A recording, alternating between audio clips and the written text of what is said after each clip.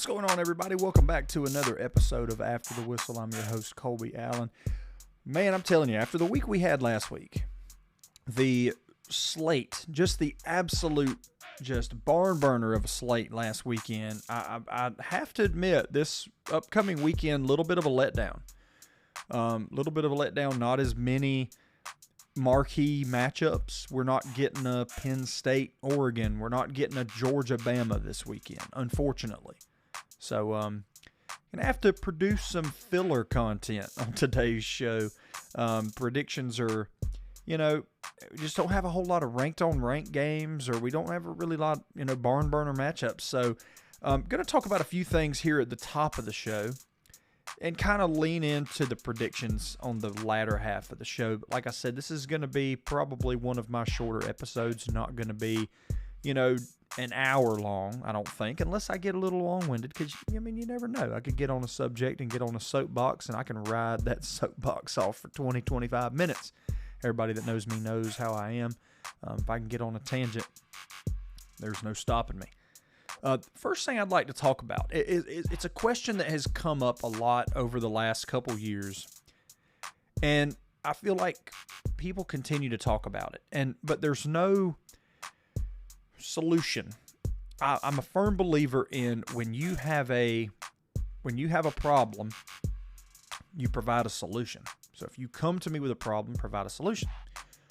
And this NIL transfer portal thing, this has been going on now for a few years, and we've seen the good, we've seen the bad of it. And do I feel like, and before anybody takes what I'm about to say out of context, people are going to say, well, Colby thinks that, college athletes shouldn't get paid.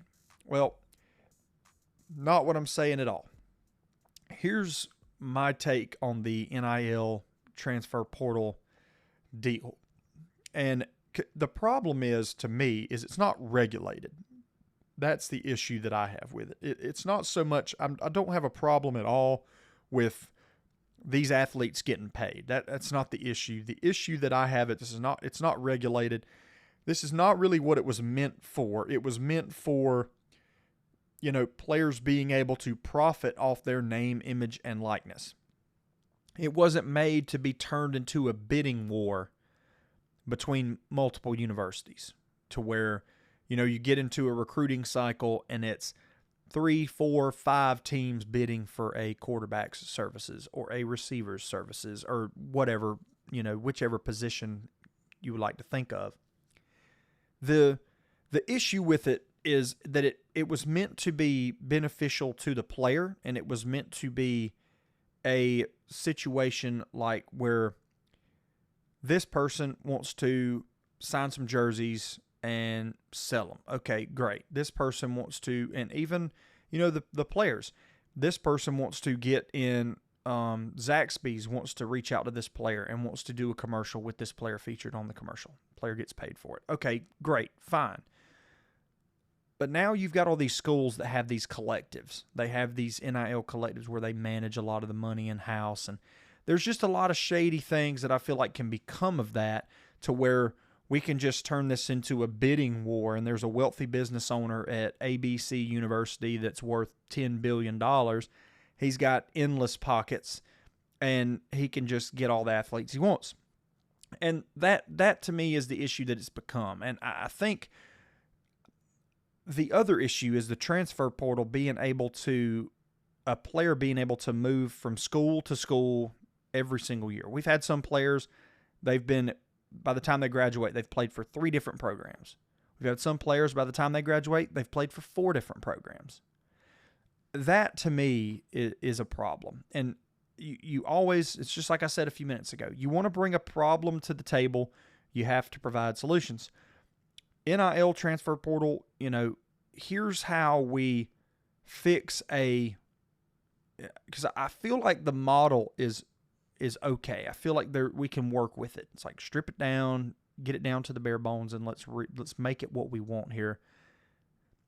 And NIL, I feel like there needs to be some kind of a cap implemented in spending, in team spending.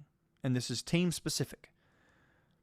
So you should have, you look at other professional sports, and don't even get me started on college sports aren't professional sports. These are paid athletes now.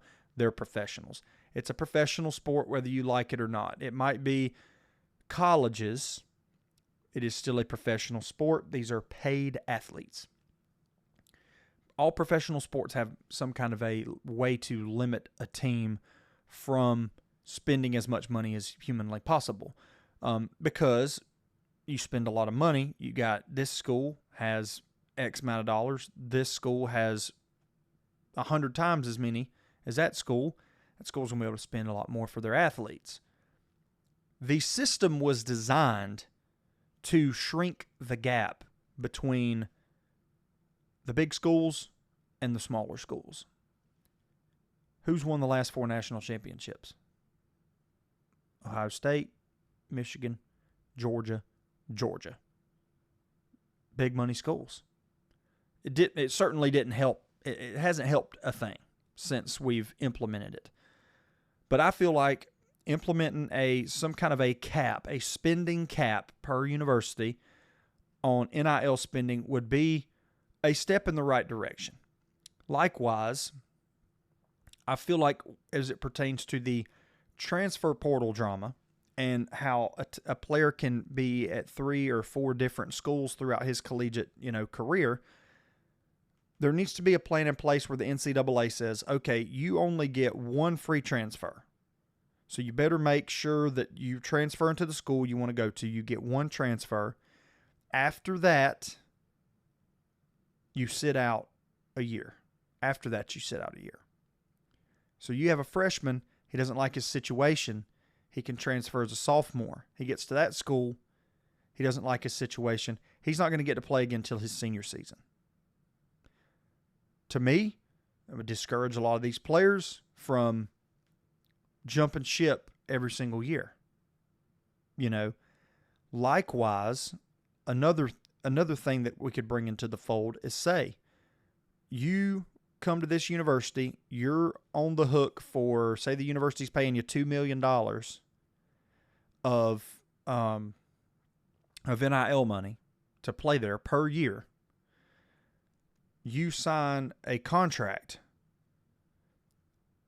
that clearly states and says that if you go to a new university, transfer, that either you pay the money back or the institution that you are transferring to pays the money back out of their NIL money. And what that means is, let's just say, for example, you got a $10 million NIL spending fund at University of Georgia, so to speak. And you got a player that plays at Oregon that wants to come in, and Oregon's chosen to pay that kid $2.5 million a year. Then you start to look at it in terms of like an investment. You look at the kid, you go, man, he's good, but he wants $1 million from us, or $1.5 million from us. But Oregon's paying him, we got to pay him 2.5. So that player's essentially going to cost us $4 million. That's 40% of our NIL money. There's no way we can do that. He can just stay there or find another option. So to me, it's all about regulating it. We have a system, and not to get in any shape or form political here, our government has a system of checks and balances, and it works great. Why can't we have that in college football? Why can't we have a system of checks and balances as it pertains to the NIL and to the transfer portal? That's my 2 cents. I'd like to hear your thoughts on it, though. Be sure to reach out to me, message me, whatever else, and we'll talk about it.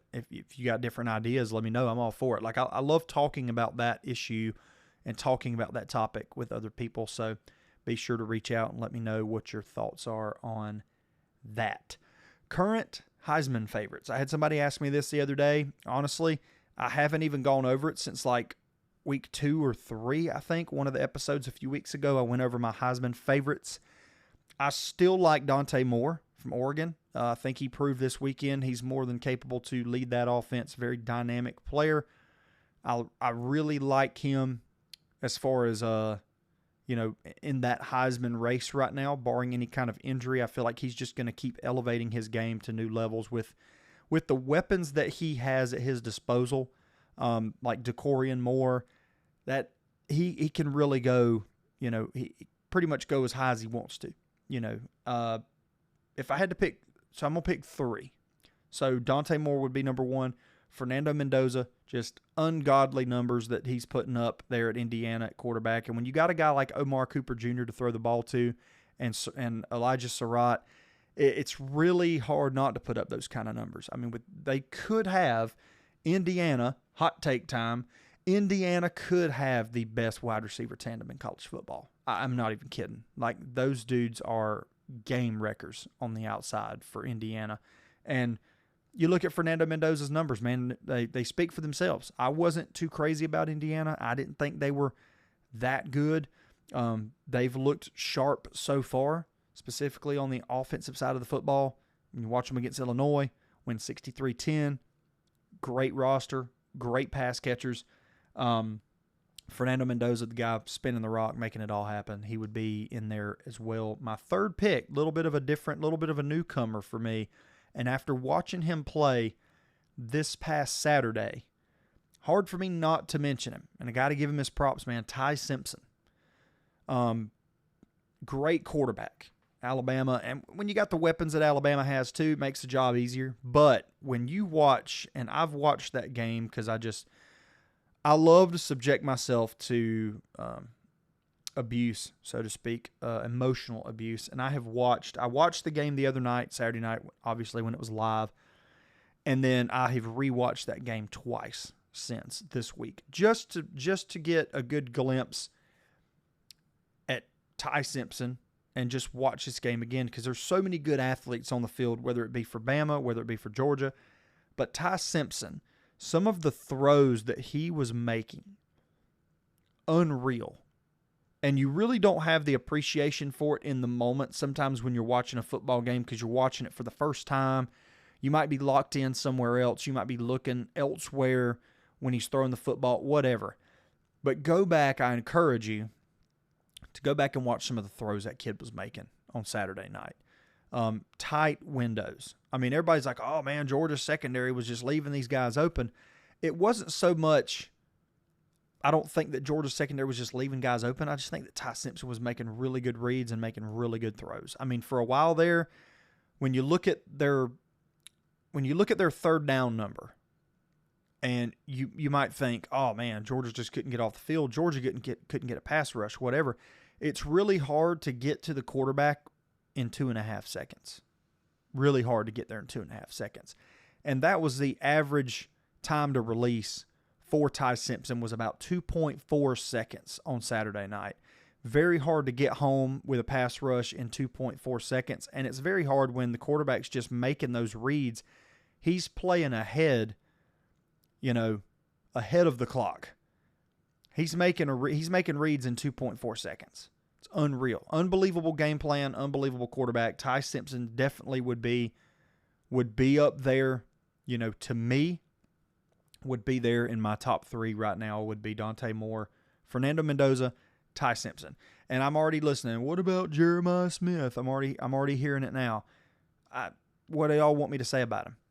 What about Arch Manning? What do you want me to say about him? Arch Manning's been hot garbage this year. Jeremiah Smith, kind of playing scrubby competition. He's kind of been just average. Look at the numbers. Speak for themselves. I mean, right now, give me Chris Brazzell from Tennessee over Jeremiah Smith right now. Give me Omar Cooper Jr. over Jeremiah Smith right now. Give me Mario Craver for Texas A&M. Those three guys I'd take over Jeremiah Smith right now today. If you said, I give you one receiver, there's my four options, I'd take one of those three over Jeremiah Smith. I mean, yeah, he's great talent, really physical traits. I mean, great route runner, good hands. Just really hasn't done a whole lot to speak of this year. He hasn't, we haven't seen him elevate like we thought he would after that, phenomenal season last year. And to me, there's better receivers. I mean, as per the statistics, I mean, the kid's like the 18th best receiver in the country. I mean, I'm just not he's not looking too sharp. Now, when they get into a deeper conference schedule and they get into more conference play, if he starts putting up bigger numbers, we'll start to talk about Jeremiah Smith in a different way at that point. But as of right now, I'm not too high on him, honestly. It's two players that everybody was kind of high on going into the season that really haven't impressed. Arch Manning, Jeremiah Smith. I mean, Jeremiah Smith's still putting up respectable numbers, but it's not the numbers that everybody was thinking he was going to put up. So, like I said, not a really big weekend of college football. This is the weekend right here where you can, catch. You don't have to have the quad box going. You don't have to have 4 screens going at the same time to watch 4 really good games at the same time. This is one of those weekends where you can just kind of settle in. You can watch a few what I think could potentially be decent football games. We're going to go over a few right now and talk about obviously the big marquee matchup of the weekends, Miami and Florida State. Big rivalry game there going down in Tallahassee. We will save that one for last. First, we will jump right into a game that has got me very, very intrigued, and that is a game down in the Swamp. Texas and Arch Manning, we were just talking about, going down to Gainesville to take on the Florida Gators. This is a game that is going to set quarterback play back for decades. This is the 103rd ranked third down offense in the country versus the 123rd ranked third down offense in the country. Both of these teams' offenses are horrendous. I fully expect this to be a very low-scoring game, mainly because of the fact that I do have a lot of respect for Florida's defense. I've said on this show multiple times over the last few weeks that I think that Billy Napier is wasting a really good defense. I think Florida statistically top 10, top 15 in defensive efficiency and just a lot of major defensive statistical categories. So, Florida's going to be hyped in front of a home crowd. Potential here for an interesting football game. Really, really is some potential here. Texas only favored by 6.5 points. That'll tell you everything you need to know. Vegas respects Florida in this spot.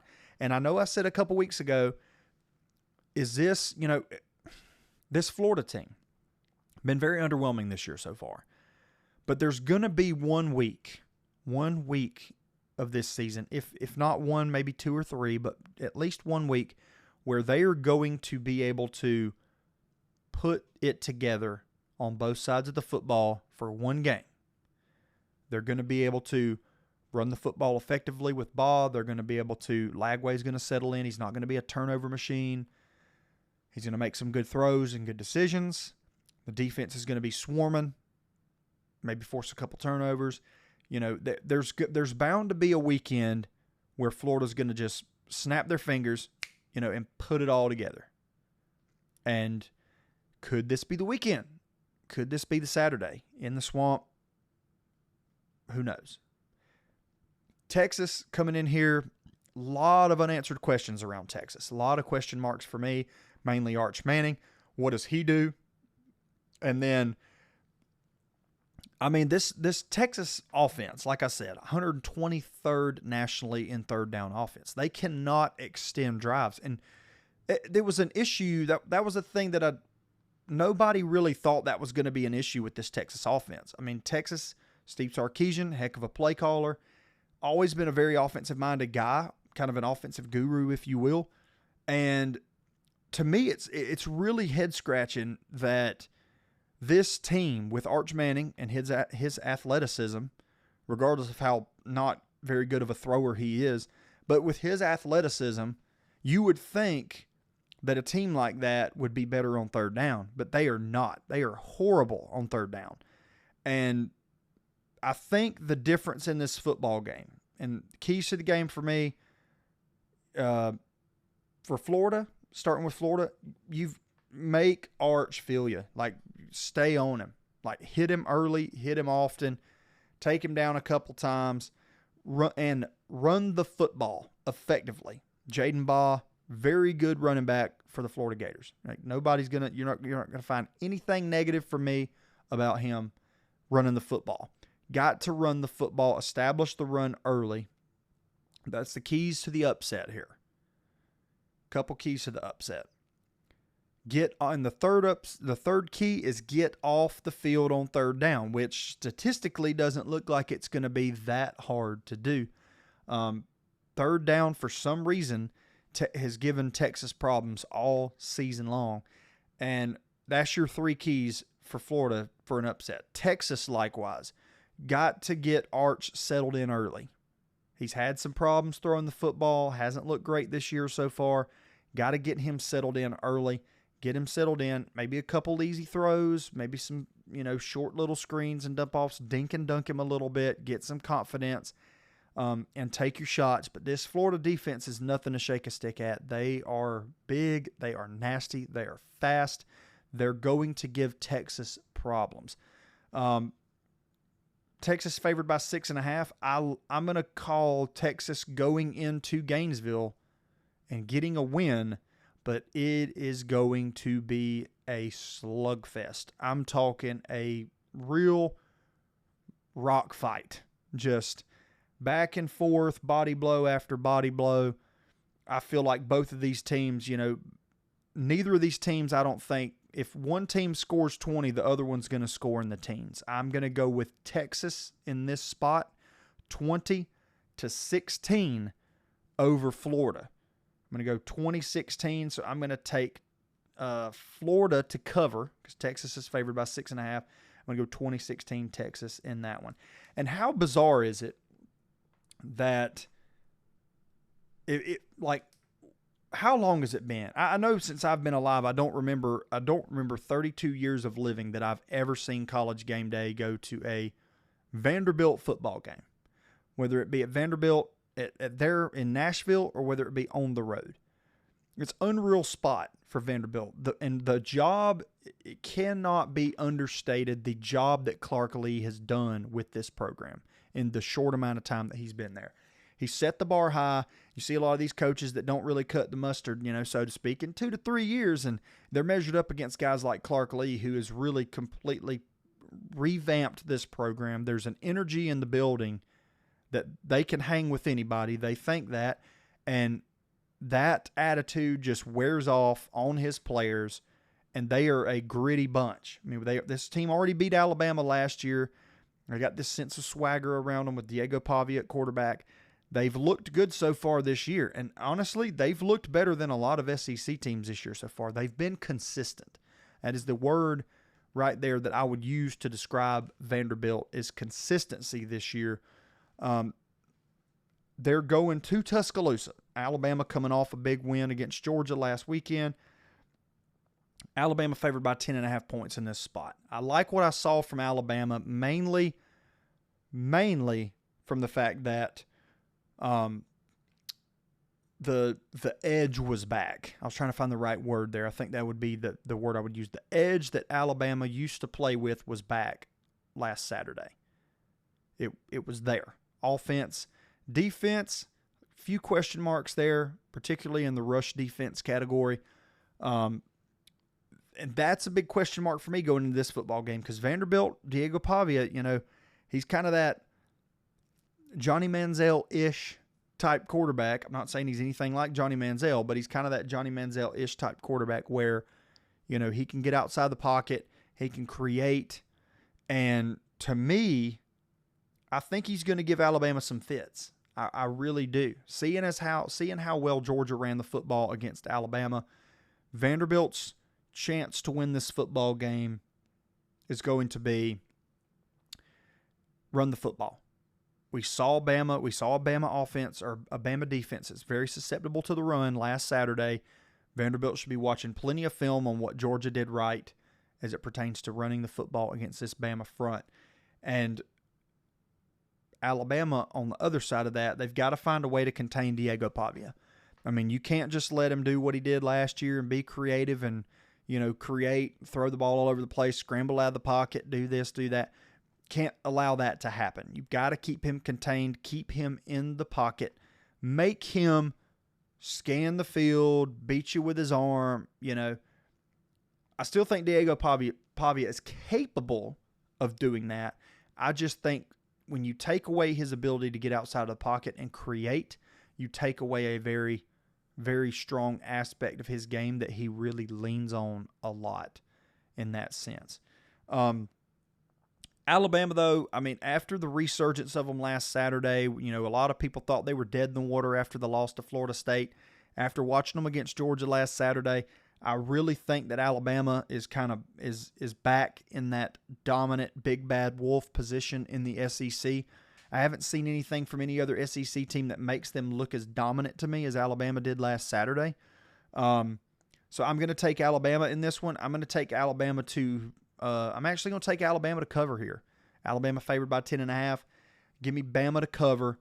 And I like it to be somewhere in the neighborhood of 34-23. I like that. I like that number for this football game. I just think that Alabama has found their moxie. They found their swagger or whatever last weekend against Georgia.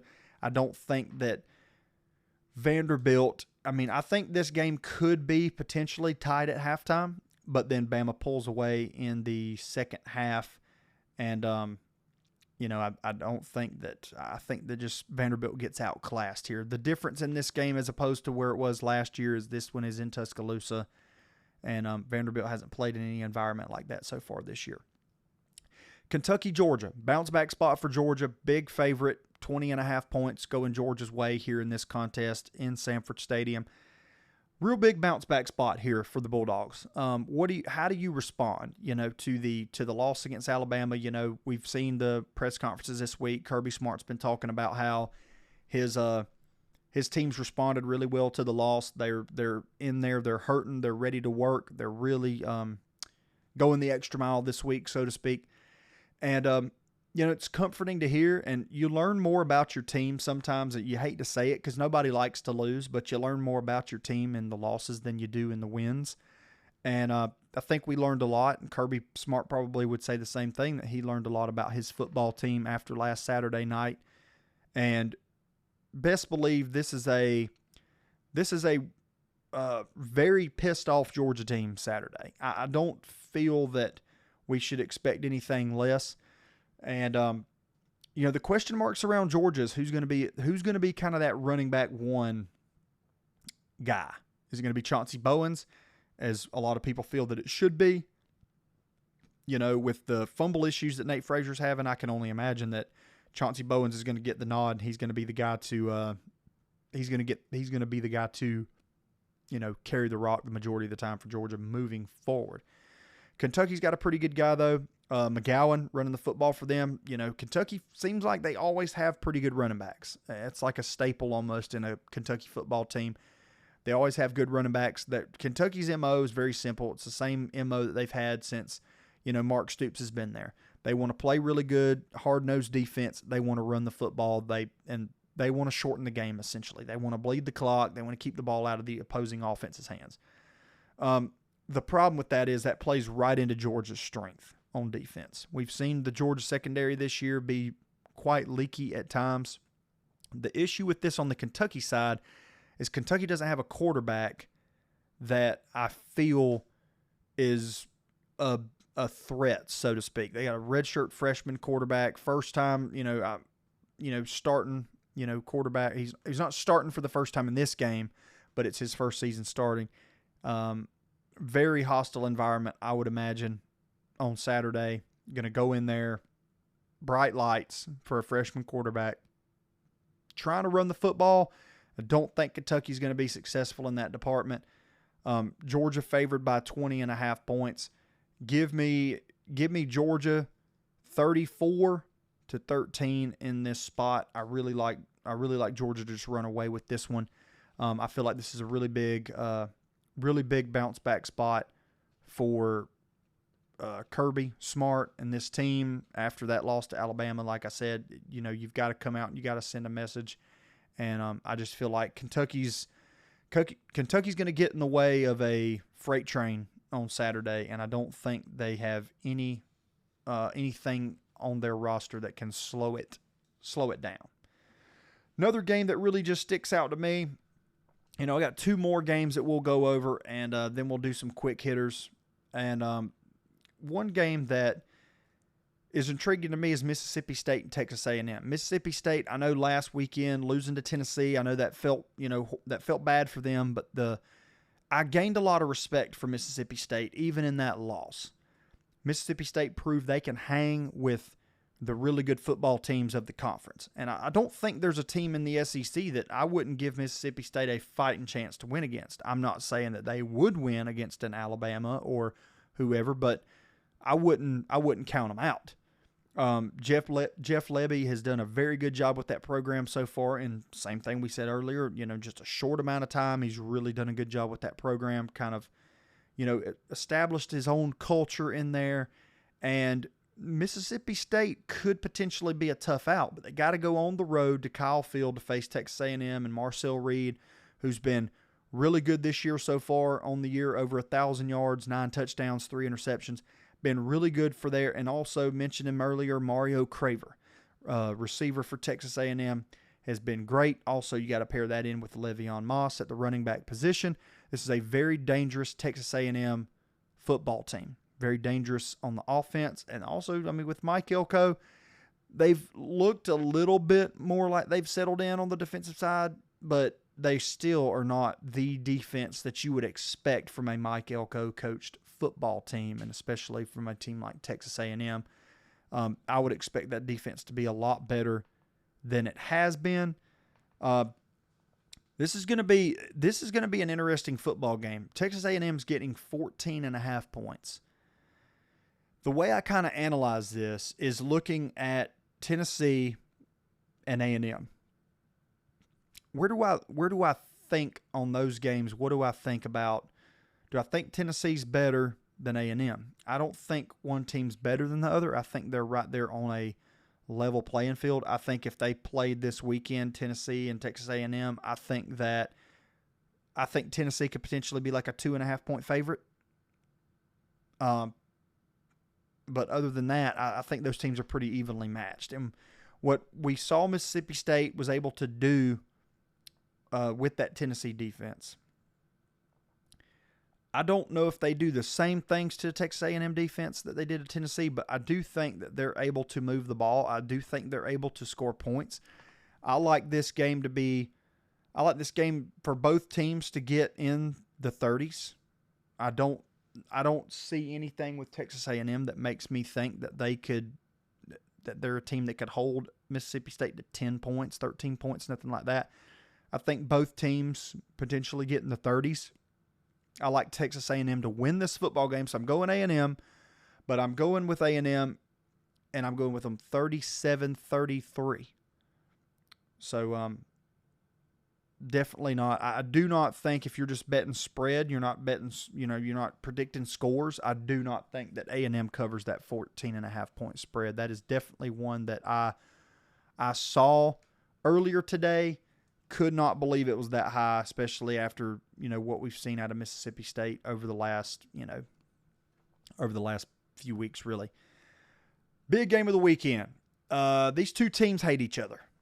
We saw it on College Game Day, the Miami fans doing the war chant with their definitely their remixed version of it. We saw that, and these two teams have hated each other. This rivalry goes back a pretty good ways.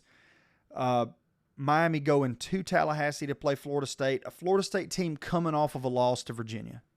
And this is a gut check time for Mike Norvell's squad, because we saw this team beat Alabama to open the season. Everybody got really high on them. We bumped them all the way down. They got all the way down into the top 10. They were putting up 70-plus points on a bunch of scrub football teams. We bump them all the way down into the top 10. And then they go on the road Friday night, look-ahead spot in Charlottesville, Virginia, get beat. Now is when you return home and you have your opportunity to show the country that you're still here. You're still going to be a force to be reckoned with this year in the ACC and in the national, in the playoff picture. Miami coming to town, and I've said a lot about Miami on this show. I'm a really big believer in Miami. I really like their fronts on both sides, offensive side and the defensive side. They have one of the nastiest front sevens in college football, led by Reuben Bain. And likewise, their offensive line is really good too. Carson Beck, very experienced quarterback. And then you just have, and he has just a plethora of weapons to be able to throw the ball to. C.J. Daniels being one of them, really good athlete there at the receiver position. But Florida State, to me, needs this game more than Miami. This is a desperation game for Florida State. This is a game where they come into. I feel like they wouldn't tell you this, but I think they gotta win this football game because you don't want to go 3-2 overall and 0-2 in the SEC to start, or ACC to start conference play, especially if you want to reach those goals like get to the ACC championship and compete for one of those 12 spots into the playoff. Miami brings in, this will be their first ACC game. So they've won 4 games. They haven't played a conference game yet. They're playing their first conference game on the road in Doak Campbell Stadium. Tough spot for them too. I've been struggling with this one, and I've been thinking about this game for almost 2 weeks now. And I keep telling myself, go with my gut, go with your heart, whatever. And I still just cannot quite, I can't pick who I want to win. I told myself I was going to record and put myself on the spot. I think Florida State wins a tight one. I really do. I like Miami. I really do. I think they're one of the best teams in the country. What kind of led it to me, what led me to making that decision, it was almost a coin flip decision. What led me to that decision was Miami's playing their first conference game on the road in Doak Campbell Stadium at night. That's the difference. I think it's a tight football game. I think Florida State squeaks out a win ever so slightly. I think this game could be somewhere in the neighborhood of 27-26 or 26-24 or something like that. This is going to be a really good old-fashioned classic football game. I'm going to go with Florida State 27, Miami 24. I just think that Florida State gets a little bit of their swagger back in this football game. I think the home crowd kind of ignites them. Night game at Doak, electric atmosphere. I got the Noles winning that football game 27-24. I still think Miami can make a run at the ACC title for sure. I still think they can make a run at one of the 12 spots. I still think Miami's going to be there when the season's over. Miami potentially could go all the way to the quarterfinals, semifinals. Who knows? They're one of the best teams in the country, but I think Florida State gets them on Saturday night. We'll do some rapid fire on some games. Let's do a couple. Iowa State, Cincinnati. Iowa State going to Cincinnati. Give me Iowa State, even though they are playing on the road. Cincinnati getting 2.5 points. Doesn't matter. Give me Iowa State outright. In that one, I like Rocco Becht. I like Hansen at running back. Just a great little combo there for Iowa State. Part of their success rides on those two players. So give me Iowa State in that one. Let's see. Let's look at some more. Wisconsin, Michigan. How many points y'all think Michigan's going to beat Wisconsin by? Vegas says 16.5. I say 21. Give me Michigan big in that one. Boise State, Notre Dame, not really worth picking that one. Notre Dame's going to win that one pretty good by a pretty substantial margin. Virginia going on the road to Louisville. This one's interesting. Very interesting, especially after last weekend. This game got a lot more interesting after last weekend. You got Chandler Morris going on the road now to Louisville. And, all intents and purposes, that Louisville is kind of one of those teams. There's a question mark around them for me because they've looked good. But, when you really look into it, have they really played anybody? They've played one conference game. Virginia riding that high, 2-0 in the conference, riding that high from the Florida State win. I think we're going to see a very scrappy Virginia team come into Louisville. I feel like Louisville wins the football game. I think it's going to be tight. I think it's going to be a field goal margin. I don't think that it's going to be a Virginia rolls over and dies or, anything of that nature. I think this is going to be a really good football game. I'll definitely be watching when it comes to at 3:30 on Saturday. Texas Tech, Houston. Both teams undefeated. Houston 4-0. 1-0 in the Big 12. Same for Texas Tech. 1-0 or 4-0 overall, 1-0 in the Big 12. Texas Tech favored in this one by 10.5 points. Really like what Texas Tech does offensively. Also, with all the key pieces they bought in the portal on defense, I really like the way they play defense as well. Baron Morton throwing the football, Eakin catching it. Give me Texas Tech in this one, and give me Texas Tech to I'll take them to cover. Give me Texas Tech by 2 touchdowns. They're favored by 10.5. So give me Texas Tech to cover. So man, like tried to do my best with a pretty empty slate, but that's the prediction show for this week, guys. These games could, these are the weekends I tell y'all, watch out for it all the time. This could be a weekend that I feel like we could see a couple upsets, and it would really leave everybody kind of in shock. So these are always the weekends where we're not expecting a whole lot, that a lot happens. I mean, who knows? Florida could beat Texas in the swamp. It could turn a lot of things up on, Vanderbilt could beat Alabama. It turns a lot of things upside down. So definitely looking forward to watching the football this weekend. Going to be recapping it all Monday as usual. Going to do a new segment on Monday as well called Highs and Lows, brought to you by Low Electric Supply Company. Y'all be sure to tune into that one. We're going to do kind of like who's on a high, who's on a low after the weekend's action. So I will talk to y'all then. Y'all have a good weekend. Y'all be safe. We'll catch you next time.